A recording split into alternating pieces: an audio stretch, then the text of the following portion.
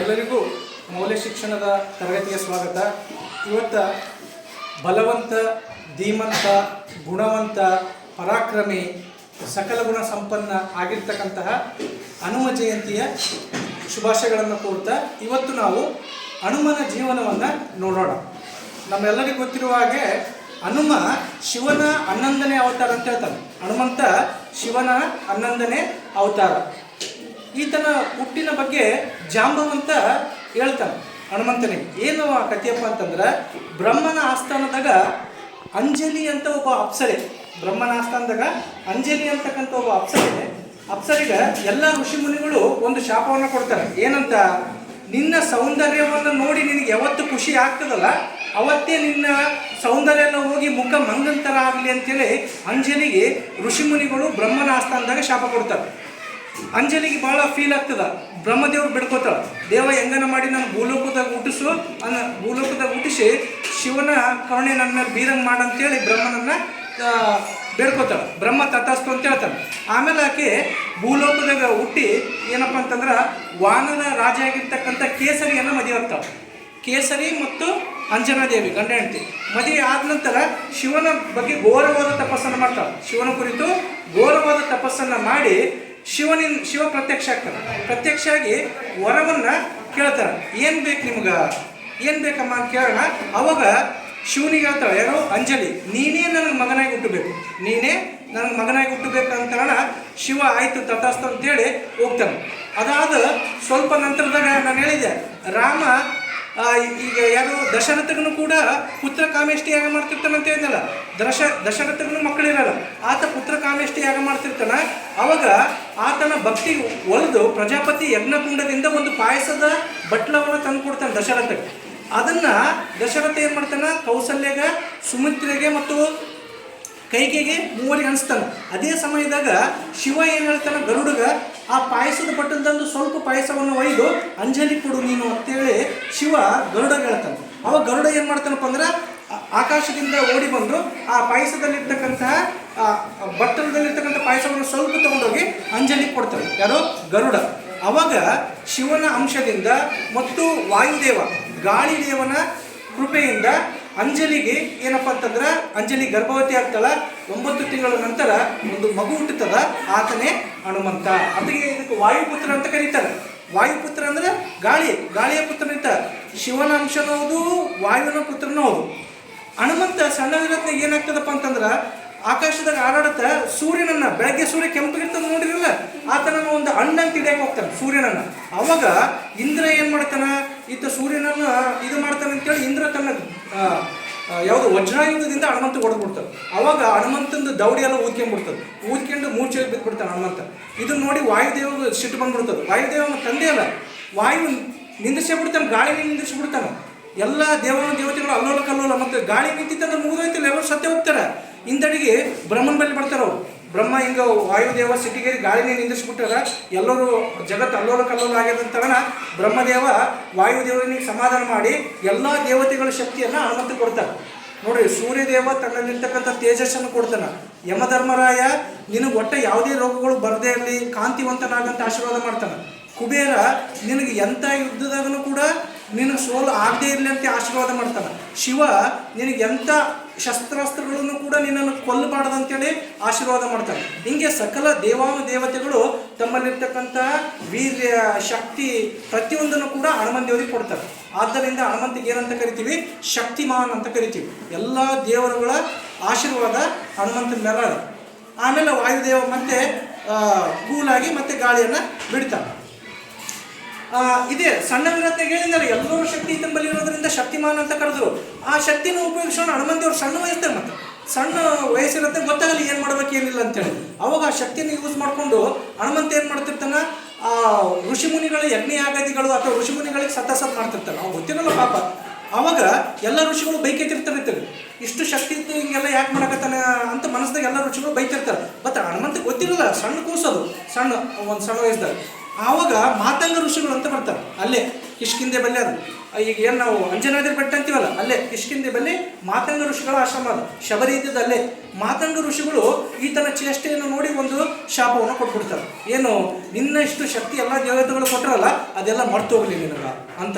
ಅವಾಗ ಅಂಜನಾದೇವಿಗೆ ಅಂಜಿಗೆ ಬಂದು ಓಡಿ ಬರ್ತಾರೆ ಮಾತಂಗ ಋಷಿಗಳು ಆಶ್ರಮಕ್ಕೆ. ಬಂದು ತಪ್ಪಾಯ್ತು ಸ್ವಾಮಿ, ಅವ ಏನೋ ಸಣ್ಣ ಹುಡುಗನ, ದಯಮಾಡಿ ಅವನನ್ನು ಕ್ಷಮಿಸೋಣ. ಮತ್ತೆ ಮಾತಂಗ ಋಷಿಗಳು ಸ್ವಲ್ಪ ಕೂಲಾಗ್ತಾರೆ. ಕೂಲಾಗಿ ಆಯಿತು, ಈಗ ಮುಂದಿನ ಮಹತ್ ಕಾರ್ಯಕ್ಕೆ ಅವನ ಶಕ್ತಿಗಳು ಯಾವಾಗ ನೆನಪು ಬರಬೇಕಪ್ಪ ಅಂದ್ರೆ, ಯಾವುದಾದ್ರೂ ಒಂದು ಮಹತ್ ಕಾರ್ಯ ಮಾಡೋದ್ನಾಗ ಯಾರಾದ್ರೂ ಹಿರಿಯರು ಅವನಲ್ಲಿರ್ತಕ್ಕಂಥ ಶಕ್ತಿ ಅವನಿಗೆ ನೆನಪಿಸ್ಬೇಕು. ಅವಾಗ ಮಾತ್ರ ಶಕ್ತಿ ಏನಾಗ್ತದೆ ಮತ್ತೆ ವಾಪಸ್ ಬರ್ತದೆ ಅಂತೇಳಿ ಆಶೀರ್ವಾದ ಮಾಡ್ತಾರೆ.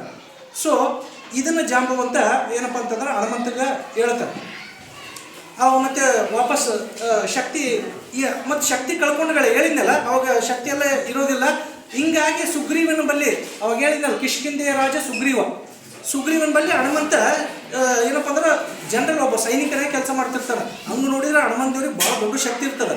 ಬಟ್ ಮಾತಂಗ ಋಷಿಗಳು ಏನು ಹೇಳಿರ್ತಾರೆ, ಮಹತ್ ಕಾರ್ಯ ಮಾಡೋತ್ನಾಗ ಮಾತ್ರ ಹಿರಿಯರು ನಿನ್ನ ಶಕ್ತಿ ನೆನಪು ಮಾಡಿದ್ರೆ ಮತ್ತೆ ವಾಪಸ್ ಬರಬೇಕಂತ ಶಾಪ ಕೊಟ್ಟಿದ್ದ ಸಲಗ ಅವಾಗ ಸಾಮಾನ್ಯ ಮನುಷ್ಯನಂಗೆ ಸುಗ್ರೀವನ ಬಳಿ ಸೈನಿಕರಾಗಿರ್ತಾರೆ.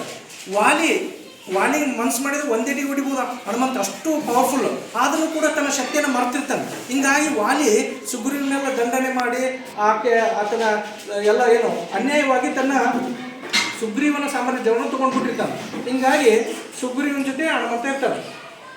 ಯಾವಾಗ ರಾಮ ಲಕ್ಷ್ಮಣರು ಸೀತಾಪಹರಣ ಗೊತ್ತು ನಿಮಗೆಲ್ಲ, ರಾವಣ ಸೀತೆಯನ್ನು ತೊಗೊಂಡು ಹೋಗ್ತಾನೆ. ಅವಾಗ ರಾಮ ಲಕ್ಷ್ಮಣರು ಕಿಷ್ಕಿಂಧೆಗೆ ಬರ್ತಾರೆ. ಅವಾಗ ಯಾರು ಹನುಮಂತನೇ ರಾಮನನ್ನು ಸುಗ್ರೀವನಿಗೆ ಪರಿಚಯ ಮಾಡಿ ಕೊಡಿಸ್ತಾರೆ.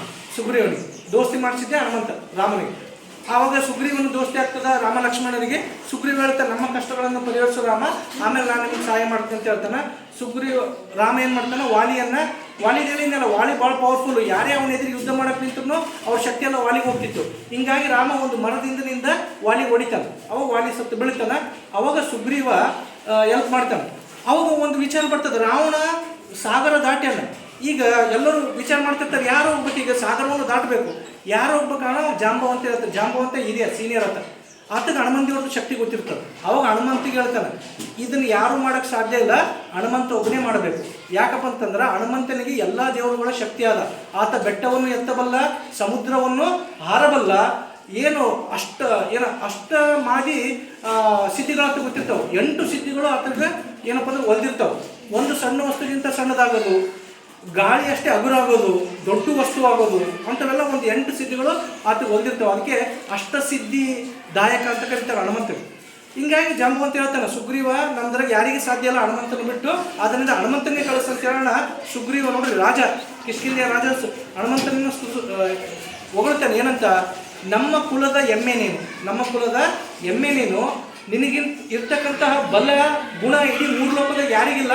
ದಯಮಾಡಿ ಸೀತೆಯನ್ನು ಆ ಕಡೆ ಹೋಗಿ ಹುಡುಕ್ಯಾನ ಬಾ ಅಂತೇಳಿ ರಿಕ್ವೆಸ್ಟ್ ಮಾಡ್ತಾನೆ. ಅವಾಗ ಹನುಮಂತ ಒಪ್ಪಿಗೆತಾನೆ.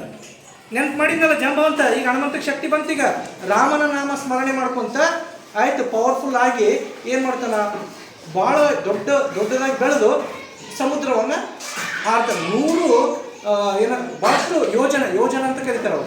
100 ಯೋಜನೆಗಳ ಸಮುದ್ರವನ್ನು ದಾಟಿ ಆ ಕಡೆ ಹೋಗ್ತಾನೆ. ಅವಾಗ ಸಂಪಾತಿ ಅಂತಕ್ಕಂಥ ಒಂದು ಪಕ್ಷಿ, ಅವುಗಳಿಗೆಲ್ಲ ಜಟಾಯು ಗೊತ್ತಲ್ಲ, ಸಂಪಾತಿ ಅಂತಕ್ಕಂಥ ಪಕ್ಷಿ ಹನುಮಂತನಿಗೆ ಹೆಲ್ಪ್ ಮಾಡ್ತದೆ. ಅದು ಪಕ್ಷಿ ಏನು ಹೇಳ್ತದಪ್ಪ ಅಂದ್ರೆ, ರಾವಣ ಸೀತೆಯನ್ನು ಅಶೋಕವನದಾಗ ಇಟ್ಟಾನ ಅಂತೇಳಿ ಸಂಪಾತಿ ಹೇಳ್ತದೆ. ಅವಾಗ ಯಾರೋ ಹನುಮಂತ ಆ 100 ಯೋಜನ ಸಮುದ್ರವನ್ನು ದಾಟಿ ಅಶೋಕವನಕ್ಕೆ ಬರ್ತಾನೆ. ಬಂದು ಸೀತೆಗೆ ರಾಮ ಕೊಟ್ಟಿರ್ತಕ್ಕಂಥ ಉಂಗುರವನ್ನು ತೋರಿಸ್ತಾನೆ. ಸೀತೆ ಅಶೋಕವನಕ್ಕೆ ಬಂದು ಸೀತೆಗೆ ಭೇಟಿಯಾಗಿ ರಾಮನ ಉಂಗುರವನ್ನು ತೋರಿಸ್ತಾರೆ. ಆಕೆ ಖುಷಿ ಆಗ್ತದೆ, ರಾಮನ ಬಂಟ ಅಂತೇಳಿ. ಆಕೆನೂ ಕೂಡ ಚಿಂತಾಮಣಿಯನ್ನು ಕೊಡ್ತಾಳೆ. ಅದನ್ನು ಒಂದು ಟೈಪ್ ಉಂಗುರನೇ, ರಾಮಗೆ ಹೋಗಿ ಕೊಡು, ನಾನಿಲ್ಲಿ ಸೇಫ್ ಇಲ್ಲ ಅಂತ. ಆಮೇಲೆ ಆ ಚಿಂತಾಮಣಿಯನ್ನು ತೊಗೊಂಡು 100 ಅವಾಗ ಈ ಎಲ್ಲ ರಾವಣ ಸೈನಿಕರು ಅಂತ ಕಟ್ಟಿ ಹಾಕ್ತಾರೆ. ಅವಾಗ ಏನು ಮಾಡ್ತಾನೆ, ತನ್ನ ಶಕ್ತಿಯಿಂದ ಅವರಿಗೆಲ್ಲ ಹೊಡೆದು ಲಾಸ್ಟಿಗೆ ಎಳ್ಕೊಂಬರ್ತಾರೆ ರಾವಣ ಬಳಿ. ರಾವಣ ಕೇಳ್ತಾನೆ, ಯಾರು ನೀನಂತ ಅಣ್ಣ, ನಾನು ರಾಮನ ಬಂಟ ಹನುಮಂತ ಅಂತ ಹೇಳ್ತಾನೆ. ನಿನಗಿಷ್ಟು ನೀವೊಂದು ಕೋತಿ, ನಿನಗಿಷ್ಟು ತಾಕತ್ತಾದೇನ ಅಂತ ಹೇಳೋಣ. ಅವು ಹನುಮಂತ ತನ್ನ ಶಕ್ತಿಯಿಂದ ಆ ಬಾಲವನ್ನು ದೊಡ್ಡದು ಮಾಡಿಕೊಂಡು ರಾವಣನ ಐಟಿ ಕುಂತಿರ್ತಾನೆ, ಅಷ್ಟು ಎತ್ತರ ಮಾಡ್ತಾನೆ. ತಾನು ಕೂಡ ಆ ಬಾಲವನ್ನು ಸುತ್ತಿ ಹೈಟ್ ಮಾಡಿ ರಾವಣ ಈಕ್ವಲ್ ಕುಂತು ರಾವಣನಿಗೆ ಹೇಳ್ತಾನೆ, ರಾಮ ನನಗಿನ್ನ ಆರ್ಡರ್ ಕೊಟ್ಟಿಲ್ಲ, ಒಂದೇ ಆರ್ಡರ್ ಕೊಟ್ಟರೆ ಒಂದೇಟಿಗೆ ಸಾಯಿಸ್ತೀನಿ ನನಗಂತ ಹೇಳ್ತಾನೆ. ಯಾರು? ಹನುಮಂತ. ಯಾಕಂದ್ರೆ ಅಷ್ಟು ಶಕ್ತಿ ಇರ್ತದೆ. ಆದ್ರೆ ನಮ್ಮ ಪ್ರಭು ಇನ್ನೂ ನನಗೆ ಆರ್ಡರ್ ಕೊಟ್ಟಿಲ್ಲ, ಆರ್ಡ್ರಿಗಿನ್ನ ಕೊಟ್ಟನಪ್ಪ ಅಂದ್ರೆ ನೀನು ಒಂದೇಟಿಗೆ ಹೊಡೆದು ಸಾಯಿಸ್ತೀನಿ ಅಂತ ರಾವಣಿಗೆ ಹೇಳ್ತಾನೆ. ರಾವಣನ ಸಿಟ್ಟು ಬಂದ್ಬಿಡ್ತದ. ಅವಾಗ ಇವನು ಬಾಲಕ್ಕೆ ಬೆಂಕಿ ಹಚ್ಚರಿ ಅಂತಾರೆ ಸೈನಿಕರಿಗೆ ಹೇಳ್ತಾನೆ ರಾವಣ. ಬೆಂಕಿ ಹಚ್ತಾರೆ. ಹನುಮಂತ ಗೊತ್ತು ಅಷ್ಟು ಶಕ್ತಿಶಾಲಿ. ಆ ಉದ್ದ ಬಾಲ ಸುಡತನ ಇಡೀ ಲಂಕವನ್ನೇ ಸುಟ್ಟು ಬರ್ತಾನೆ. ಸುಟ್ಟು ವಾಪಸ್ ಮತ್ತೆ ಸಮುದ್ರವನ್ನು ದಾಟಿ ಬಂದು ರಾಮಗ ಸೀತೆ ಕೊಟ್ಟಿರ್ತಕ್ಕಂಥ ಚಿಂತಾಮಣಿಯನ್ನು ಕೊಡ್ತಾನೆ. ಅವಾಗ ರಾಮಗೆ ಭಾಳ ಖುಷಿ ಆಗ್ತದ. ಏನು ಹಗ್ಗ ಮಾಡ್ತಾನೆ, ನೋಡಿರ್ಬೋದು ಆ ಚಿತ್ರವನ್ನು. ರಾಮ ಹನುಮಂತನ ಹಗ್ಗ ಮಾಡಿರ್ತಕ್ಕಂಥ ಚಿತ್ರ, ಅದೇ ಚಿತ್ರ. ಯಾವಾಗ ಅಶೋಕವನದಿಂದ ಸೀತೆ ಕೊಟ್ಟು ಚಿಂತಾಮಣಿಯನ್ನು ತಂದುಗೋಸ್ಕರ ರಾಮ ಖುಷಿಯಿಂದ ಏನು ಹನುಮಂತನನ್ನು ಅಪ್ಕೊಳ್ತಾನೆ. ಅದಾದ ನಂತರ ಇನ್ನು ಏನು ಮಾಡ್ತಾರಪ್ಪ ಅಂತಂದ್ರೆ ಗೊತ್ತಾಯ್ತಿಲ್ಲ, ಆ ಕಡೆ ಸೀತೆ ಅಂತೇಳಿ ಇನ್ನು ಬ್ರಿಡ್ಜ್ ಕಟ್ತಾರೆ. ಹೇಳಿದ್ನಲ್ಲ, ರಾಮನ ಹೆಸರಲ್ಲಿ ಕಲ್ಲುಗಳನ್ನು ಹಾಕಿ ಆ ಕಲ್ಲುಗಳು ತೇಳ್ತಾವ, ಬ್ರಿಡ್ಜನ್ನು ಕಟ್ಟಿ ಆ ಕಡೆ ಯುದ್ಧಕ್ಕೆ ಹೋಗ್ತಾರೆ. ಅವಾಗ ರಾವಣ ಭಾಳ ಪವರ್ಫುಲ್ ಅಂತ ಹೇಳಿದೆ. ಒಮ್ಮಲಿಗೆ ರಾವಣ ಬರಲ್ಲ. ಫಸ್ಟು ತನ್ನ ಮಗ ಇಂದ್ರಜಿತ್ತುವನ್ನು ಕಳಿಸ್ತಾನೆ. ಇಂದ್ರಜಿತ್ತು ಒಂದು ಯಾಗ ಮಾಡ್ತಿರ್ತಾನೆ. ಅದು ಎಂಥ ಯಾಗಪ್ಪ ಅಂದ್ರೆ ಶಕ್ತಿ ಬರೋಂಥದ್ದು. ಅದು ಎಷ್ಟು ಪವರ್ಫುಲ್ ಇರ್ತದಪ್ಪ ಅಂದ್ರೆ ಸುತ್ತ ಎಲ್ಲ ಬೆಂಕಿ ಹಾಕಿ ನಡಬರ್ಕೆ ಯಾಗ ಮಾಡ್ತಿರ್ತಾರೆ. ಲಕ್ಷ್ಮಣ ಹೆಂಗಾರ ಮಾಡಿ ಇದನ್ನು ಭೇದಿಸ್ಬೇಕು, ಇಲ್ಲಪ್ಪ ಅಂದ್ರೆ ನಾವು ಪವರ್ಫುಲ್ ಆಗಿ ನಮ್ಗೆ ಸತಾಸ್ತಾನೆ ಅಂತೇಳಿ ಲಕ್ಷ್ಮಣ ಬರ್ತಾನೆ, ಯಾಗವನ್ನು ಹೆಂಗಾರ ಮಾಡಿ ಕೆಡಿಸ್ಬೇಕಂತೇಳಿ. ಆದ್ರೆ ಲಕ್ಷ್ಮಣಗೆ ಆಗಲ್ಲ. ಆ ಬೆಂಕಿದಾಗ ಒಳಗೆ ದಾಟಬೇಕಂತ ಹೋಗ್ತಾನೆ, ಮೂರ್ಛೆ ಬಿದ್ದುಬಿಡ್ತಾನೆ. ಪೂರ್ತಿ ದೇಹ ಎಲ್ಲ ಸುಟ್ಟು ಒಂಥರ ಏನು ಇದಾದಂಗೆ ಆಗಿಬಿಡ್ತದೆ. ಅವಾಗ ಸ್ವಲ್ಪ ಟೈಮ್ ಇರ್ತದೆ. ಆ ಟೈಮ್ ಒಳಗಡೆನೆ ಲಕ್ಷ್ಮಣನ ಉಳಿಸ್ಕೊಳ್ಬೇಕು, ಇಲ್ಲಪ್ಪ ಅಂದ್ರೆ ಲಕ್ಷ್ಮಣನ ಪ್ರಾಣ ಹೋಗ್ತದೆ. ಅವಾಗ ರಾಮ ಬಂದು ಹನುಮಂತನಿಗೆ ಹೇಳ್ತಾನೆ, ಹೆಂಗಾದ್ರೂ ಮಾಡಿ ಹೋಗಿ ಸಂಜೀವಿನಿ ಬಳ್ಳಿ ತೊಗೊಂಡು ಬಾಪ, ಇಲ್ಲಾಂದ್ರೆ ನಮ್ಮ ತಮ್ಮ ಸತ್ತೋಗ್ತಾನ. ಹನುಮಂತ ನೋಡ್ರಿ ನಡ್ಕಂತ ತೊಗೊಂಡು ಬರ್ಬೇಕಂದ್ರೆ ಒಂದು ದಿವಸ ಬೇಕು, ಬಟ್ ಅಷ್ಟು ಟೈಮ್ ಇರಲ್ಲ. ಯಾಕಂದ್ರೆ ಅಷ್ಟೊತ್ತಿಗೆ ಜೀವ ಉಳಿಬೇಕಲ್ಲಿ ಲಕ್ಷ್ಮಣಂದು. ಏನು ಮಾಡ್ತಾನೆ ಹನುಮಂತ ತನ್ನ ಯೋಗ ಶಕ್ತಿಯಿಂದ ಏನು ಮಾಡ್ತಾನೆ, ಇಡೀ ಒಂದು ಸ್ವಲ್ಪತ್ತಿಗೆ ಹೋಗಿ ಇಡೀ ಗುಡ್ಡವನ್ನೇ ಎತ್ಕೊಂಡು ಬರ್ತಾನೆ. ಅದು ಬಳ್ಳಿ ಗೊತ್ತಾಗಲ್ಲ. ಹಿಂಗಾಗಿ ಗುಡ್ಡವನ್ನೇ ಎತ್ಕೊಂಡು ಬಂದು ಅಲ್ಲಿ ಕೊಡ್ತಾನೆ ರಾಮಗೆ. ಅವಾಗ ಅದರಲ್ಲಿರ್ತಕ್ಕಂಥ ಸಂಜೀವಿನಿ ಬಳ್ಳಿಯನ್ನು ತಗೊಂಡು ಲಕ್ಷ್ಮಣನ ಪ್ರಾಣವನ್ನು ಉಳಿಸ್ತಾನೆ. ಅವಾಗ ರಾಮ ಹೇಳ್ತಾನೆ, ಇಷ್ಟು ದಿವಸ ನನಗೆ 3 ತಮ್ಮದವ್ರು ಇದ್ರಪ್ಪ, ಈಗ ನೀನು ಕೂಡ ನನ್ನ 4ನೇ ತಮ್ಮ, ನನ್ನ ತಮ್ಮನ ಪ್ರಾಣ ಉಳಿಸಿದೆ ಅಂತೇಳಿ ಹನುಮಂತಗೆ ರಾಮ ಏನಂತ ಹೇಳ್ತಾನೆ, ನೀನು ಬರೀ ನನ್ನ ಬಂಟನಲ್ಲ, ನೀನು ನನ್ನ ಸಹೋದರ ಅಂತೇಳಿ ಆಶೀರ್ವಾದ ಮಾಡ್ತಾನೆ. ಅವು ಭಾಳ ಖುಷಿ ಆಗ್ತದೆ. ಅಲ್ಲಿಂದ ಹೇಳಿದ್ವಲ್ಲ, ಅಯೋಧ್ಯಕ್ಕೆ ಬರ್ತಾರೆ. ಎಲ್ಲ ಯುದ್ಧ ಆಗ್ತದೆ, ರಾವಣ ಜೊತೆಗೆ ಇರ್ತಾರೆ. ಅಯೋಧ್ಯಕ್ಕೆ ಬಂದು ಏನಪ್ಪ ಅಂದ್ರೆ ರಾಜ್ಯ ಸ್ಥಾಪನೆ ಆಗ್ತದೆ. ಒಂದು ಸರ್ತಿ ಸೀತಾ ಮತ್ತೆ ತಲೆಗೆ ಸಿಂಧೂರ ಹಚ್ಕೊಂಡಿರ್ತಾರೆ, ಗೊತ್ತಲ್ಲ, ಕೇಸರಿ ಹಚ್ಕೋತಾರಲ್ಲ. ಹಚ್ಕೊಂಡ್ರೆ ಕೇಳ್ತಾನ ಹನುಮಂತೇವರು, ಯಾಕೆ ಸೀತಾ ಮತ್ತೆ ಇಲ್ಲಿ ಕೇಸರಿ ಹಚ್ಕೊಂಡಿದೆ ಅಂತ ಹೇಳೋಣ. ಅವಾಗ ಸೀತೆ ಹೇಳ್ತಾಳೆ, ಇದನ್ನು ಹಚ್ಕೊಳ್ಳೋದ್ರಿಂದ ಇದು ನನ್ನ ಗಂಡನ ಮೇಲಿನ ಭಕ್ತಿ ಪ್ರೀತಿ ಮತ್ತು ನನ್ನ ಗಂಡನ ಆಯುಷ್ಯ ಜಾಸ್ತಿ ಆಗಲಿ ಅಂತೇಳಿ ಈ ಸಿಂಧೂರವನ್ನು ಹಚ್ಕೊಂಡಿನ ಅಂತ ಹೇಳ್ತಾಳೆ. ಅದಕ್ಕೆ ಹನುಮಂತೇವ್ರು ಏನು ಮಾಡ್ತಾನಪ್ಪ ಅಂತಂದ್ರೆ ಆ ಸಿಂಧೂರವನ್ನು ತನ್ನ ಮೈಗೆಲ್ಲ ಹಚ್ಕೊತಾನೆ. ಕೇಳ್ತಾಳೆ ಸೀತೆ, ಯಾಕೆ ನೀನು ಮೈಗೆಲ್ಲ ಹಚ್ಕೊಂತ ರಾವಣ? ನಾನು ಕೂಡ ರಾಮನ ಭಕ್ತ, ರಾಮನ ಆಯಸ್ಸು ಜಾಸ್ತಿ ಇರಬೇಕು, ಆತನ ಭಕ್ತಿ ಪ್ರೀತಿ ನನಗೂ ನಿನ್ನಷ್ಟೇ ಅದಂತೇಳಿ ಇಡೀ ಮೈ ತುಂಬ ಕೇಸರಿಯನ್ನು ಹಚ್ಕೋತಾನೆ. ಅದನ್ನು ರಾಮ ನೋಡ್ತಾನೆ, ಎಷ್ಟು ಮುಗ್ಧ ಭಕ್ತಾನ ಇವ ಅಂತೇಳಿ ಆತಗೆ ಬಜರಂಗ ಬಲಿ ಅಂತೇಳಿ ಬಿರುದು ಕೊಡ್ತಾನೆ ರಾಮ. ಬಜರಂಗ ಅಂದ್ರೆ ಕೇಸರಿ, ಬಜರಂಗ ಅಂತಂದ್ರೆ ಕೇಸರಿ ಅಂತ ಅರ್ಥ. ಬಲಿ ಅಂತಂದ್ರೆ ಹಚ್ಚಿಕೊಂಡವ್, ತನ್ನ ಮೈಯೆಲ್ಲ ಕೇಸರಿಯಲ್ಲಿ ಹಚ್ಚಿಕೊಂಡವನೇ ಬಜರಂಗ ಬಲಿ. ಅವಾಗ ರಾಮ ಆಶೀರ್ವಾದ ಮಾಡ್ತಾನೆ, ಯಾರು ನಿನಗೆ ಹನುಮಂತೇವರಿಗೆ ಕೇಸರಿಯನ್ನು ಅರ್ಪಣೆ ಮಾಡ್ತಾರೋ ಅವರಿಗೆ ಏನೂ ತೊಂದರೆ ಆಗಬಾರ್ದು ಅಂತೇಳಿ ಆಶೀರ್ವಾದ ಮಾಡ್ತಾನೆ. ಯಾರು? ರಾಮ. ಇದು ಬಜರಂಗ ಬಲಿ ಇದ್ದಿರ್ತಕ್ಕಂಥ ಒಂದು ಕಥೆ. ಇನ್ನೊಂದು ಸತ್ಯ ಹನುಮಾನ್ ಅಂತ ಬರಬೇಕು. ಹನುಮಾನ್, ಹೌದಾ? ಇದು ಸಂಸ್ಕೃತ ಪದ. ಅನು ಅಂತಂದ್ರೆ ದವಡೆ, ಅನು ಅಂತಂದ್ರೆ ದವಡೆ. ಮಾನ್ ಅಂತಂತಂದ್ರೆ ಏನಪ್ಪ ಅಂತಂದ್ರೆ ಸೊಟ್ಟಾದ ದವಡೆ ಅಥವಾ ಬಿರುಕಾದ ದವಡೆ. ಹೇಳಿದ್ನಲ್ಲ, ಇಂದ್ರ ತನ್ನ ವಜ್ರಾಯುಧದಿಂದ ಹೊಡೆದಾಗ ಹನುಮಂತನ ದೌಡಿ ಮುರಿತದೆ, ಪೆಟ್ಟಾಗ್ತದೆ. ಅದಕ್ಕೆ ಹನುಮಾನ್ ಅಂತ ಕರೀತಾರೆ. ಅನು ಅಂದ್ರೆ ದವಡೆ, ಮಾನ್ ಅಂತಂದ್ರೆ ಬಿರುಕಾಗಿದ್ದು ದವಡೆ ಅಂತ ಅರ್ಥ.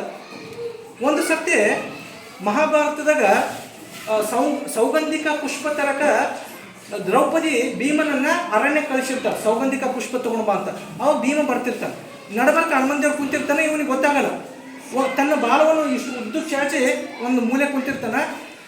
ಭೀಮ ಬರ್ತಾನೆ, ಅದನ್ನು ಸರ್ಸಂತಾನೆ. ಹನುಮಂತ ಗೊತ್ತಿರಲ್ಲ ಇದು ಯಾರಂತೇಳಿ, ಯಾವುದೋ ಒಂದು ಕೋತಿ ಕುಂತಿರ್ಬೋದು ಅಂತ ಇವ ಭೀಮ ತಿಳ್ಕೊತಾನೆ. ಅದನ್ನು ಸರ್ಸಂತಾನೆ, ಆದ್ರೆ ಸರ್ಸಲ್ಲ, ನೀನೇ ಸರ್ಸಿ ಹೋಗಂತಾನೆ. ಇಷ್ಟು ವೀರ ಇದೆಯಲ್ಲ, ನೀನೇ ಸರ್ಸು, ಒಂದು ಬಾಲ ಸರ್ಸಕ್ಕೆಲ್ಲ ಏನು ದೊಡ್ಡದಂತ ಹನುಮಂತೇವ್ರು ಅಂತಾನೆ. ಅವಾಗ ಭೀಮ ಅಷ್ಟೇ ಅಲ್ಲ ಅಂತೇಳಿ ಆ ಬಾಲ ಹಿಡಿತಾನೆ. ಎಷ್ಟು ಮಾಡಿದ್ರು ಬಾಲ ಎದ್ದೇಳಲ್ಲ. ಭೀಮ ಗೊತ್ತಲ್ಲ ನಿಮಗೆ ಎಂಥ ಬಲವಾನ್ ಅಂತೇಳಿ. ಪಂಚಪಾಂಡವರಲ್ಲೇ ಬಲವಾನ್ ಅರ್ಜುನ ಮತ್ತು ಭೀಮರು. ಎಷ್ಟೇ ಮಾಡಿದ್ರು 1 ಇಂಚು ಕೂಡ ಬಾಲ ಅಳಿಗಾಡಲ್ಲ. ಆಮೇಲೆ ಯಾರಿರ್ಬೋದು ಇವ್ರು ಅಂತೇಳಿ ತಪ್ಪ ಯಾರಿದ್ದೀನಿ ನನಗೆ ಗೊತ್ತಾಗಲಿಲ್ಲ ಅಂತಾಣ. ಅವಾಗ ಹನುಮಂತ ತನ್ನ ನಿಜ ರೂಪವನ್ನು ತೋರಿಸ್ತಾನೆ. ನಾನು ನಿಮ್ಮ ಅಣ್ಣ, ನೀನು ಆತನ ವಾಯುಪುತ್ರನೇ. ಮತ್ತು ಭೀಮ ನಾನು ನಿಮ್ಮ ಅಣ್ಣ ಅಂತ ಹೇಳೋಣ. ಭೀಮನ್ ತನ್ನ ಅಹಂಕಾರ ತಪ್ಪಾಯಿತು, ನಾನೇ ಶಕ್ತಿಶಾಲಿ ಅಂತ ಮಾಡಿದ್ದೆ, ನನಗಿಂತ ಶಕ್ತಿಶಾಲಿ ನೀನು ಅಂತೇಳಿ ಅವಾಗ ಕೈ ಮುಗಿತಾನೆ. ಅವಾಗ ಭೀಮನ ಅಹಂಕಾರ ಮುರಿತದೆ. ಅದು ಮಹಾಭಾರತದಲ್ಲಿ ಬರ್ತಕ್ಕಂಥ ಒಂದು ಘಟನೆ. ಮತ್ತೊಂದು ಸತಿ ರಾಮಾಯಣದಾಗ ಎಲ್ಲ ಆಗಿ ಬರ್ತಾರ, ಅಯೋಧ್ಯೆಗೆ ಬರೋಣ. ಯಾರು ಇದು ಹನುಮಂತಗೆ ಇದಕ್ಕೆ ಯಾರಿಗೆ ವಿಶ್ವಾಮಿತ್ರರಿಗೆ ನಮಸ್ಕಾರ ಮಾಡಬೇಡ ಅಂತ ಹೇಳಿರ್ತಾರೆ ನಾರದ. ವಿಶ್ವಾಮಿತ್ರರಿಗೆ ನಮಸ್ಕಾರ ಮಾಡಬೇಡ ಹನುಮಂತ, ಯಾಕಪ್ಪ ಅಂದ್ರೆ ಅವ ಹಿಂದೆ ರಾಜ ಆಗಿದ್ದವ, ಈಗ ಋಷಿಯಾಗನ ನೀ ನಮಸ್ಕಾರ ಮಾಡಬೇಡ ಅಂತ. ಆದ್ರೂ ಕೂಡ ಹನುಮಂತ ನಮಸ್ಕಾರ ಮಾಡ್ತಾನೆ. ನಾರದರಿಗೆ ಸಿಟ್ಟು ಬರ್ತದೆ. ಈಗ ವಿಶ್ವಾಮಿತ್ರ ಬಳಿ ಹೋಗಿ ಹೇಳ್ತಾರೆ, ಏನೋ ಒಂದು ಸ್ವಲ್ಪ ಚಾಡಿ ಹೇಳ್ತಾರೆ ಹನುಮಂತನ ಬಗ್ಗೆ. ಅವಾಗ ವಿಶ್ವಾಮಿತ್ರರಿಗೆ ಸಿಟ್ಟು ಬಂದು ರಾಮ ಹೇಳ್ತಾರೆ, ಹನುಮಂತಕ್ಕೆ ಶಿಕ್ಷೆ ಕೊಡು ಅಂತ ಹೇಳೋಣ. ರಾಮ ಏನು ಮಾಡ್ತಾನೆ, ಮತ್ತು ಗುರುಗಳಲ್ಲ ಹನುಮಂತನ ಮೇಲೆ ಬಾಣ ಪ್ರಯೋಗ ಮಾಡ್ತಾರೆ. ಆ ಟೈಮ್ದಾಗ ಹನುಮಂತ ರಾಮನಾಮವನ್ನೇ ಜಪಿಸ್ತಿರ್ತಾರೆ. ಎಷ್ಟೇ ರಾಮ ಬಾಣಗಳು ಬಿಟ್ಟರು ಹನುಮಂತಕ್ಕೆ ಏನಾಗಲ್ಲ, ಯಾಕಂದ್ರೆ ಯಾರನ್ನ ನೆನಪಿರ್ತಾನಂತ, ರಾಮನನ್ನೇ ನೆನಪಿರ್ತಾನೆ. ಲಾಸ್ಟಿಗೆ ಬ್ರಹ್ಮಾಸ್ತ್ರವನ್ನು ಬಿಡ್ತಾನೆ, ಆಗಲೂ ಕೂಡ ಏನೂ ಆಗಲ್ಲ. ಅಂದ್ರೆ ರಾಮನಾಮದ ಜಪ ಅದು ಅಷ್ಟು ಪವರ್ಫುಲ್ ಇರ್ತದೆ. ಲಾಸ್ಟಿಗೆ ಬಂದು ನಾರದರೇ ಸ್ವಾರಿ ಅಂತ ಕೇಳ್ತಾರೆ. ಇಲ್ಲ ವಿಶ್ವಾಮಿತ್ರ ಅವರೇ, ನಾನೇ ಒಂದು ಸ್ವಲ್ಪ ನಾಟಕ ಆಡಿದ್ದು, ರಾಮನಾಮದ ಪವರ್ ಎಷ್ಟಾದಂತ ತೋರಿಸ್ಬೇಕಂತೇಳಿ ಒಂದು ನಾಟಕ ಆಡಿನ ಅಂತ ಹೇಳ್ತಾರೆ. ನೋಡ್ರಿ, ಇಡೀ ಬ್ರಹ್ಮಾಸ್ತ್ರವನ್ನು ಬಿಟ್ಟರು ಹನುಮಂತನ ಮೇಲೆ ಹನುಮಂತಿಗೆ ಏನೂ ಆಗಲ್ಲ, ಯಾಕಂದ್ರೆ ಆತ ಅವಾಗ ರಾಮನನ್ನೇ ನೆನೆಸ್ತಿರ್ತಾನೆ. ಕನ್ನಡದ ಒಂದು ಪಿಕ್ಚರ್ ಅದ, ಏನು ರಾಮಾಂಜನೇಯ ಯುದ್ಧ ಅಂತೇಳಿ, ರಾಮ ಮತ್ತು ಹನುಮಂತಿಗೆ ಯುದ್ಧ ಇರ್ತದೆ ಇದೆ. ಆದ್ರೂ ಕೂಡ ಹನುಮಂತಿಗೆ ಏನೂ ಆಗಲ್ಲ, ಯಾಕಂದ್ರೆ ಆತ ರಾಮನ ನಿಜವಾದ ಭಕ್ತ. ಮತ್ತೊಂದು ಸರ್ತೆ ಹೇಳಿದ್ವಿ. ನೆಕ್ಸ್ಟು ಈತನ ಹುಟ್ಟಿನ ಬಗ್ಗೆ ಹೇಳಿದ್ವಿ ಅವಂಗೆ, ಯಾವುದು ಇದು ಆ ಪಾಯಸವನ್ನು ಕೊಟ್ಟು ಹುಟ್ಟಿರ್ತಕ್ಕಂಥ ಮಗು ಅಂತೇಳಿ. ಮತ್ತು ಈತನನ್ನು ಹೇಳಿದ್ವಿ ಭಾರತದಾಗ ಹಳ್ಳಿಗಳಲ್ಲಿ ಕೂಡ ಯಾವುದಪ್ಪ ಅಂತಂದ್ರೆ ಆಂಜನೇಯನ ಗುಡಿಗಳವ, ರಾಮನ ಗುಡಿಗಳಿಲ್ಲ ಎಲ್ಲ ಕಡೆ. ಬಟ್ ಎಲ್ಲ ಕಡೆಗೂ ಕೂಡ ಆಂಜನೇಯನ ಗುಡಿಗಳವ. ಯಾಕಪ್ಪ ಅಂತಂದ್ರೆ ಮೊದಲೇ ಹೇಳಿದೆ, ಆಂಜನೇಯ ಬಲವಂತ, ನೀತಿವಂತ, ಗುಣವಂತ, ಧೀಮಂತ. ಆತನ ನಮ್ಮ ಊರನ್ನು ಕಾಯ್ತಾರಂತೇಳಿ ಪ್ರತಿಯೊಬ್ಬ ಊರದಲ್ಲೂ ಕೂಡ ಎಲ್ಲಿ ಇರ್ತಾವ ಹನುಮಂತೇವ್ರ ಗುಡಿ ಅಂದ್ರೆ ಊರು ಗಡಿಗಿರ್ತಾರೆ, ಗೊತ್ತಿಲ್ಲ. ಊರಿಗೆ ಗಡಿ ಭಾಗದಾಗ ಹನುಮಂತೇವ್ರ ಗುಡಿ ಮಾಡಿರ್ತಾರೆ. ಯಾಕಂದ್ರೆ ನಮ್ಮ ಊರನ್ನ ಕಾಯ್ತಾನಿತ ಅಂತೇಳಿ. ಮಕ್ಕಳಿಗೆ ಹನುಮಂತನ ತಾಯ್ತ ಕಟ್ಟಿಸ್ತಾರ, ಸಿಂಧೂರವನ್ನು ಹಚ್ಚುತ್ತಾರ. ಇಷ್ಟು ಎಲ್ಲ ಏನಪ್ಪ ಅಂತಂದ್ರೆ ಅಷ್ಟು ಪವರ್ಫುಲ್ ಏನಪ್ಪ ಅಂತಂದ್ರೆ ಹನುಮಂತನ ಒಂದು ರೀತಿ ಮತ್ತು ನೀತಿ. ಆತ ನಡ್ಕೊಂಡದನ್ನು ಕೂಡ ಭಕ್ತನಾಗೆ ನಡೀತಾನೆ. ಹೇಳಿದ್ನಲ್ಲ, ಸಪ್ತ ಚಿರಂಜೀವಿಗಳಲ್ಲಿ ಒಬ್ಬತ್ತ. ಚಿರಂಜೀವಿ ಅಂದ್ರೆ ಗೊತ್ತಲ್ಲ, ಏನು ಚಿರಂಜೀವಿ ಅಂದ್ರೆ ಸಾವಿರ್ಲಾರ್ದತ್ತ. ಹಿಂದೂ ಪುರಾಣದಾಗ 7 ಮಂದಿ ಬರ್ತಾರೆ ಕೇಳ್ರಿ. ಹಿಂದೂ ಪುರಾಣದಾಗ 7 ಪುರುಷರು, ಅವ್ರಿಗೆ ಸಾವೇ ಇಲ್ಲ. ಅದ್ರಾಗ ಹನುಮಂತನು ಕೂಡ ಒಬ್ಬತ್ತ. ಇದು ಒಟ್ಟ ಯಾವ ಯುಗದಾಗೂ ಸಾವಿಲ್ಲ. ಭೂಮಿ ಎಲ್ಲಿ ತನ ಬ್ರಹ್ಮಾಂಡ ಇರ್ತದೆ ಅಲ್ಲಿ ತನ ಹನುಮಂತಿಯವರು ಜೀವಂತವಾಗಿ ಇರ್ತಾರೆ ಅಂತ ಒಂದು ವರ ಪಡೆದವರು. ಎಲ್ಲಿ ಹೇಳ್ತಾರೆ ರಾಮನ ಭಜನೆ, ರಾಮನ ಹರಿಕತೆ ಎಲ್ಲೆಲ್ಲಿ ನಡೀತದೆ ಅಲ್ಲಿ ಹನುಮಂತಿಯವ್ರು ಬಂದು ಕೂಡ್ತಾನಂತ ಕೈ ಮುಕ್ಕೊಂಡು. ಅದಕ್ಕಂತಲೇ ನೋಡ್ರಿ ನೀವು ಎಲ್ಲಿಯಾದ್ರೂ ರಾಮ ಮಂದಿರದಾಗ ಭಜನೆ ಮತ್ತು ಹರಿಕತೆ ಮಾಡೋದ್ನಾಗ ಒಂದು ಇದಾಕಿರ್ತಾರೆ, ಏನೋ ಮಣಿ. ಯಾಕಪ್ಪ ಅಂದ್ರೆ ಅಲ್ಲಿ ಹನುಮಂತ ಬಂದು ಕೂಡ್ತಾನಂತೇಳಿ ಒಂದು ಮಣಿ ಹಾಕಿ ಅದನ್ನು ಆಹ್ವಾನ ಮಾಡ್ತಾರೆ. ಎಲ್ಲಿ ರಾಮನ ಕಥೆ ನಡೀತಾವ, ರಾಮನ ಭಜನೆಯಲ್ಲಿ ಮಾಡ್ತಾರ, ಅಲ್ಲಿ ಒಂದು ಮಣಿ ಹಾಕಿ ಖಾಲಿ ಮಣಿ ಇಟ್ಟಿರ್ತಾರೆ. ಯಾಕಂದ್ರೆ ಅಲ್ಲಿ ಹನುಮಂತಿಯವ್ರು ಬಂದು ಕುಂತು ಕೇಳ್ತಾನೆ ಅದನ್ನಂತ. ಅಷ್ಟು ರಾಮನ ಅಂತ ಒಬ್ಬ ಬಂಟ ಹನುಮ. ಅದಕ್ಕೆ ಹೇಳ್ತಾರಲ್ಲ, ರಾಮನಿದ್ದಡೆ ಹನುಮನಿರುವ, ಹನುಮನಿದ್ದಡೆ ರಾಮನಿರುವ. ಇನ್ನೊಂದು ಸರ್ತಿ ಸೀತೆ ಒಂದ್ಸರ್ತಿ ಯಾರಿಗೆ ಹನುಮಂತಗ ಮುತ್ತಿನ ಹಾರ ಕೊಡೋಕೆ ಬರ್ತಾಳೆ. ಮುತ್ತಿನ ಹಾರವನ್ನು ಗಿಫ್ಟಾಗಿ ಕೊಡೋಕೆ ಬರ್ತಾಳೆ. ಅವಾಗ ಹನುಮಂತವ್ರು ಬೇಡ, ರಾಮನೇ ಇಲ್ಲ, ರಾಮ ಇರಲ್ಲ, ಯಾವುದೋ ಕೆಲಸದಲ್ಲಿ ಹೊರಗೆ ಹೋಗ್ತಾನೆ, ನನಗೆ ರಾಮನೇ ಇಲ್ಲ, ಆ ಹಾರವನ್ನು ತೊಗೊಂಡು ನಾನೇನು ಮಾಡಲಿ ಅಂತ ಹೇಳೋಣ. ನನಗೆ ಈಗ ರಾಮ ತೋರಿಸ್ತೇನೆ ರಾಮನ ಕೇಳೋಣ, ನನಗೆ ಈ ಹಾರ ಏನು ಬೇಕಾಗಿಲ್ಲ, ರಾಮನನ್ನು ಹೃದಯದಾಗೆ ಆದ ಅಂತ ಹೇಳ್ತಾನೆ. ನೋಡ್ರಿ ಹನುಮಂತ, ನನಗೆ ಈ ಹಾರನೇ ಬೇಕಾಗಿಲ್ಲ, ಆತ ನನ್ನ ಹೃದಯದಾಗೆ ಆದ ಅಂತೇಳಿ ಸೀತೆಗೆ ತನ್ನ ಹೃದಯವನ್ನು ಬಗೆದು ತೋರಿಸ್ತಾನೆ. ಅವಾಗ ಆ ಹೃದಯದಾಗ ನೋಡಿರ್ಬೇಕಲ್ಲ ಈ ಚಿತ್ರ, ತನ್ನ ಹೃದಯದಾಗ ರಾಮ ಗೊತ್ತಾಗ್ತದೆ. ಅವಾಗ ರಾಮ ಮತ್ತು ಸೀತೆ ಇಬ್ಬರು ಇರ್ತಾರೆ. ಅಂದ್ರೆ ಅಷ್ಟು ರಾಮನ ಬಗ್ಗೆ ಅಚಲವಾದ ಭಕ್ತಿ. ಆಕೆ ಒಂದು ಮುತ್ತಿನ ಹಾರ ಗಿಫ್ಟ್ ಮಾಡಕ್ಕೆ ಹೋಗಿರ್ತಾಳೆ, ಯಾರಿಗೆ, ಹನುಮಂತರಿಗೆ ತಗೋ ಅಂತೇಳಿ. ರಾಮ ಆ ಟೈಮ್ದಾಗಿರಲ್ಲ, ಇದೇನು ಬೇಕಾಗಿಲ್ಲ, ಈ ಮುತ್ತಿನ ಹಾರ ತೊಗೊಂಡು ಏನು ಮಾಡಲಿ, ಮುತ್ತಿನಂತ ರಾಮನೇ ನನ್ನ ಎದೆಗಾನ ಅಂತೇಳಿ ತನ್ನ ಎದೆಯನ್ನೇ ಬಗೆದು ತೋರಿಸ್ತಾನೆ. ಒಳಗಡೆ ರಾಮ ಮತ್ತು ಸೀತೆ ಇರ್ತಾರೆ ಒಳಗಡೆ. ಇನ್ನೊಂದು ಏನಪ್ಪ ಅಂತಂದ್ರೆ, ರಾವಣನ ತಮ್ಮ ಒಬ್ಬ ಇರ್ತಾನೆ, ಅವನ ಹೆಸರು ಐರಾವಣ ಅಂತ. ಅವ ಯಾರಿಗೆ ರಾಮ, ಲಕ್ಷ್ಮಣ ಮತ್ತು ಸೀತೆಗೆ ಪೂರ್ತಿ ಏನಪ್ಪ ಅಂದ್ರೆ ಪಾತಾಳಕ್ಕೆ ಕರ್ಕೊಂಡು ಹೋಗ್ಬಿಟ್ಟಿರ್ತಾನೆ. ಅವಾಗ ಏನು ಯುದ್ಧ ನಡೆದತ್ತೇವೆ ಅವನೊಂದು ಅವನೊಂದು ವರ ಪಡೆದಿರ್ತಾನೆ ನೋಡ್ರಿ. ಅವನು ಎಂಥ ವರಪ್ಪ ಅಂದ್ರೆ 5 ದೀಪಗಳು, 5 ಬೇರೆ ಬೇರೆ ದಿಕ್ಕಿಗೆ ಒಂದು ದೀಪಗಳು ಇಟ್ಟಿರ್ತಾರೆ. ಎಟ್ಟೆ ಟೈಮಿಗೆ 5 ದೀಪ ಆರಿದ್ರೆ ಮಾತ್ರ ಅವ್ನು ಸಾಯ್ತಾನೆ ನೋಡ್ರಿ. ಹೆಂಗಾದ ವರ, ಎಟ್ಟೆ ಟೈಮಿಗೆ ಆ 5 ದೀಪಗಳನ್ನು ಆರಿಸ್ಬೇಕು, ಅಂದಾಗ ಮಾತ್ರ ಅವ್ನು ಸಾವಾಗ್ತದೆ ಅಂತ ವರ ಪಡೆದಿರ್ತಾರೆ. ರಾಮ ಲಕ್ಷ್ಮಣ ಮತ್ತು ಸೀತೆಯನ್ನ ಪೂರ್ತಿ ಪಾತಾಳ ಲೋಕಕ್ಕೆ ಇಟ್ಟಿರ್ತಾನೆ. ಅವಾಗ ಇದು ಹನುಮಂತ ದೇವರಿಗೆ ಗೊತ್ತಾಗ್ತದೆ. ಹನುಮಂತ ಏನು ಮಾಡ್ತಾನಪ್ಪ ಅಂತಂದ್ರೆ 5 ರೂಪಗಳನ್ನು ತಾಳ್ತಾನೆ. 5 ರೂಪಗಳನ್ನು ತಾಳಿ ಎಲ್ಲಿ ಪಾತಾಳಕ್ಕೆ ಹೋಗಿ ಏನು ಮಾಡ್ತಾನೆ, 5 ಮುಖಗಳಿಂದ ತನ್ನ 5 ಮುಖಗಳಿಂದ ಅವು 5 ದೀಪಗಳಿದ್ವಲ್ಲ, ಬೇರೆ ಬೇರೆ ದಿಕ್ಕಿನಲ್ಲಿರ್ತಕ್ಕಂಥ 5 ದೀಪಗಳನ್ನು ಎಟ್ ಎ ಟೈಮಿಗೆ ಊದಿ ಬಿಡ್ತಾರೆ. ಅವಾಗ 5 ದೀಪಗಳು ಆಡ್ತವೆ. ಅವಾಗ 5 ರಾವಣನನ್ನ ವಧೆ ಮಾಡಿ ರಾಮ ಲಕ್ಷ್ಮಣ ಸೀತೆಯನ್ನ ಮತ್ತೆ ಕರ್ಕೊಂಡ್ಬರ್ತಾನೆ. ಭುಜದ ಮೇಲೆ ಎತ್ಕೊಂಡ್ಬರ್ತಾನೆ ನೋಡ್ರಿ ಚಿತ್ರ. ಹನುಮಂತ ದೇವರು ಭುಜದ ಮೇಲೆ ರಾಮ ಲಕ್ಷ್ಮಣ ಸೀತೆಯನ್ನು ಎತ್ಕೊಂಡ್ಬರೋದು ನೋಡ್ರಿ ಅಲ್ಲ, ಅದು ಅದೇ ಚಿತ್ರ ಇದು. ಆ ಚಿತ್ರದ ಹಿನ್ನೆಲೆ ಇದು ಐರಾವಣನನ್ನು ವಧೆ ಮಾಡಿ ಆ ರಾಮ ಲಕ್ಷ್ಮಣ ಸೀತೆಯನ್ನ ಮತ್ತೆ ಕರ್ಕೊಂಡು ಭೂಮಿಗೆ ಬರ್ತಾರೆ. ಯಾರು? ಹನುಮ. ಅಂತ ಪವರ್ಫುಲ್. ಲಾಸ್ಟಿಗೆ ರಾಮನ ಅವತಾರ ಮುಗಿತದ ಕೇಳ್ರಿ. ಲಾಸ್ಟಿಗೆ ರಾಮನ ಅವತಾರ ಮುಗಿತದ. ಆದ್ರೆ ಹನುಮಂತ ಕೊಟ್ಟಾಗ ರಾಮ ಬಿಡಲ್ಲ ವೈಕುಂಠಕ್ಕೆ. ಹೌದಾ? ಹೆಂಗ್ ಹೋಗ್ತೀರಿ ಪ್ರಭು ಅಂತೇಳಿ ರಾಮ ಏನ್ ಮಾಡ್ತಾನಂದ್ರೆ ತನ್ನ ಉಂಗುರವನ್ನ ನೆಲದ ಮೇಲೆ ಹಾಕ್ತಾನೆ. ಅದು ಸೌಕಾಸ ಒಳಗೆ ಹೋಗಿ ಪಾತಾಳಕ್ಕೆ ಹೋಗ್ಬಿಡ್ತಾರೆ. ಅವಾಗ ಹನುಮಂತಿಗೆ ಹೇಳ್ತಾರೆ, ಇದು ನನ್ನ ಉಂಗುರ ಇಲ್ಲಿ ಬಿದ್ದ ನೋಡಿ ಸಂಧ್ಯಾಗ ಎಲ್ಲಿ ಸ್ವಲ್ಪ ತೊಗೊಂಡು ಅಂತಾರ. ಅದು ಪೂರ್ತಿ ಪಾತಾಳಕ್ಕೆ ಹೋಗ್ಬಿಡ್ತಾರೆ. ಹನುಮಂತ ಏನು ಮಾಡ್ತಾರೆ, ಹುಡುಕಿ ಪಾತಾಳಕ್ಕೆ ಹೋಗ್ಬಿಡ್ತಾರೆ. ಅಷ್ಟೊತ್ತಿಗೆ ರಾಮ ಹೇಳಿದ್ನಲ್ಲ, ತನ್ನ ಅವತಾರವನ್ನು ಮುಗಿಸಿ ಸರಯೂ ನದಿದಾಗ ವೈಕುಂಠದ ಕಡೆಗೆ ಹೋಗ್ತಾರೆ. ಇಲ್ಲಪ್ಪ ಅಂದ್ರೆ ಹನುಮಂತ ದೇವರು ಬಿಡ್ತಿದ್ದಿಲ್ಲ, ಆ ಯಮ ಬಂದ್ರೂ ಕೂಡ ಬಿಡ್ತಿದ್ದಿಲ್ಲ. ಪಾತಾಳಕ್ಕೆ ಹೋದ್ಗಳೇ ಆ ಉಂಗುರ ಯಮನ ಬಳಿ ಇರ್ತದೆ. ಯಮ ಕೇಳ್ತಾನೆ, ಏನಿದು ಉಂಗುರ ಇಲ್ಲಿ ಬಂದು ಬಿದ್ದದ ಅಂತಾರಣ. ಅವಾಗ ಯಮ ಹೇಳ್ತಾನೆ, ಉಂಗುರ ಇಲ್ಲಿ ಬಂದು ಬಿದ್ದದ ಅರ್ಥ ಏನಪ್ಪ ಅಂದ್ರೆ ರಾಮನ ಅವತಾರ ಇಲ್ಲಿಗೆ ಮುಗೀತು. ನೀನಿದ್ರೆ ರಾಮ ಹಿಡಿತೀರಿ ನೀನು ಅಂತೇಳಿ ರಾಮ ಬೇಕಂತಲೇ ಆ ಉಂಗುರವನ್ನು ಇಲ್ಲಿ ಯಾಕೆನ ಅದು ಇಲ್ಲಿಗೆ ಬಂದದ, ರಾಮನ ಅವತಾರ ಇಲ್ಲಿಗೆ ಮುಗೀತು ಅಂತ ಹೇಳ್ತಾರೆ. ಅವಾಗ ಹನುಮಂತಿಗೆ ಭಾಳಷ್ಟು ಫೀಲ್ ಆಗ್ತದೆ, ನನ್ನ ಪ್ರಭುವಿನ ಅವತಾರ ಮುಗೀತಲ್ಲ ಅಂತೇಳಿ. ರಾಮ ಹೊರ ಕೊಡ್ತಾನೆ, ಮುಂದಿನ ಯಾವ ಜನ್ಮದಾಗೂ ನಾ ಮುಂದಿನ ಜನ್ಮದಾಗ ಕೃಷ್ಣನಾಗಿ ಹುಟ್ಟುತ್ತೀನಿ, ನೀ ಏನೋ ಚಿಂತೆ ಮಾಡಬೇಡ. ಪ್ರತಿ ಯುಗದಾಗೂ ಕೂಡ ನಾನು ಯಾವುದಾದ್ರೂ ಸಂಭವಾಮಿ ಯುಗೇ ಯಾವುದಾದ್ರೂ ರೂಪದಾಗ ಬರ್ತಿರ್ತೀನಿ. ನೀನು ಸೂರ್ಯ ಚಂದ್ರ ಇರುವವರೆಗೂ ಕೂಡ ಚಿರಂಜೀವಿಯಾಗಿ ಜನರಿಗೆ ಭಕ್ತಿ ಮಾರ್ಗವನ್ನು ತೋರಿಸು, ಯೋಗ ಮಾರ್ಗವನ್ನು ತೋರಿಸು, ನಿನ್ನ ಶಕ್ತಿಯಿಂದ ದುಷ್ಟ ಶಕ್ತಿಯನ್ನು ನಾಶ ಮಾಡು ಅಂತೇಳಿ ಆಶೀರ್ವಾದ ಮಾಡಿ ಏನಪ್ಪ ಅಂತಂದ್ರೆ ರಾಮ ತನ್ನ ಅವತಾರವನ್ನು ಮುಗಿಸ್ತಾನೆ. ಮತ್ತೆ ಮುಂದೆ ತೇತರ ಯುಗದಾಗ ಯೋಗ ಮುಂದಿನ ಎಲ್ಲ ಯುಗದಲ್ಲೂ ಕೂಡ ರಾಮ ಈಗನೂ ಹನುಮಂತ ಈಗನೂ ಅವನ ಮುಂದೆ ಇರ್ತಾನೆ. ಬ್ರಹ್ಮಾಂಡ ಇರತನೂ ಕೂಡ ಹನುಮಂತ ಭೂಮಿ ಮೇಲೆ ಇರ್ತಾನೆ. ಯಾಕಂದ್ರೆ ಆತ ಒಬ್ಬ ಚಿರಂಜೀವಿ, ಶಿವನ 11ನೇ ಅವತಾರ. ಇಂಥ ಧೀಮಂತ ಹನುಮಂತನ ಜಯಂತಿಯಂದು ನಾವೇನಪ್ಪ ಅಂತಂದ್ರೆ ನಮ್ಗೆ ಆತನ ಗುಣಗಳು ಆತನ ಒಂದು ಭಕ್ತಿ, ಆತನ ಒಂದು ಸೇವೆ ನಮ್ಮೆಲ್ಲರಿಗೂ ಮಾದರಿ.